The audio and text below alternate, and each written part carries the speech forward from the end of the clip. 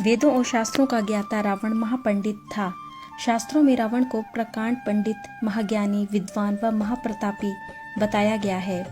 अश्विनी माह की दशमी के दिन प्रभु श्री राम ने उसका वध कर दिया था। रावण का नाम का कोई व्यक्ति दूसरा दुनिया में नहीं हुआ, क्योंकि कोई भी अपने बच्चे का नाम रावण नहीं रखता है।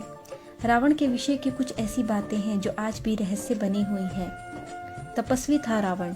रावण तपस्वी था। वह अपनी इच्छाओं की पूर्ति के लिए तप करता रहता था। उसने तप के बल पर ही ब्रह्मा से वरदान मांगा था और तप के बल पर उसने सभी ग्रहों के देवों को बंधक भी बना लिया था।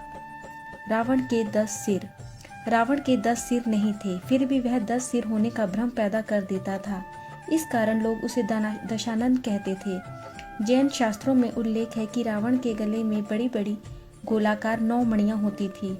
उक्त 9 मणियों में उसका सिर दिखाई देता था, जिसके कारण उसके 10 सिर होने का भ्रम पैदा होता था। रावण और उसको मिले शाप। रावण को महिलाओं में बहुत रुचि थी। रावण की पहली पत्नी मंदोदरी थी, जो कि राक्षस राज मायासुर की पुत्री थी। दूसरी का नाम धन्य मालिनी था। इसके अलावा रावण ने विष्णु भक्त तपस्विनी वेदवती का शील भंग करने का प्रयास किया था, जिसके चलते उन्होंने अपनी देह त्याग दी और रावण को शाप दिया कि एक स्त्री के कारण ही तेरी मृत्यु होगी। मान्यता अनुसार उसी युवती ने सीता के रूप में जन्म लिया था।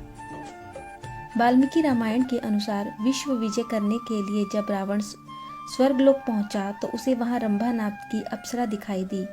कामातुर होकर उसने रंभा को पकड़ लिया।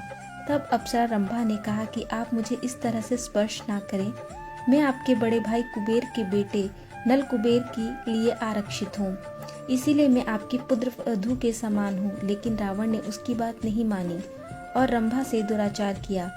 यह बात जब नल कुबेर को पता चली तो उसने रावण को शाप दिया कि आज के बाद रावण बिना किसी स्त्री की इच्छा के स्पर्श नहीं कर पाएगा, और यदि वह करेगा तो उसका मस्तक 100 टुकड़ों में बट जाएगा।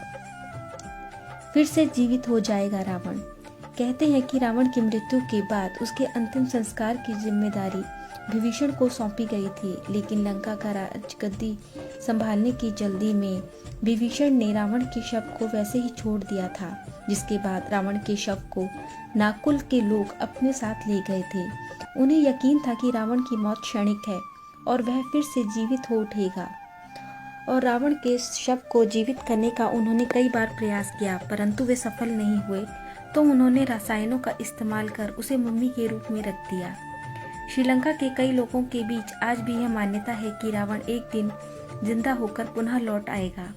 अगस्त 1971 में एक बौद्ध भिक्षु ने दावा किया था कि एक पर्वत शिखर पर बने सुदृढ़ किले में रावण का शव अपनी पूर्व अवस्था में अब भी सुरक्षित रखा हुआ है। रैंगला के इलाके में रावण की यह गुफा 8000 फुट की ऊंचाई पर स्थित है, जहां 18 फुट लंबे ताबूत में रखा है रावण का शव। इस ताबूत के चारों ओर एक खास तरह का लेप लगा हुआ है, जिसके कारण यह ताबूत हजारों सालों से जस का तस रखा हुआ है।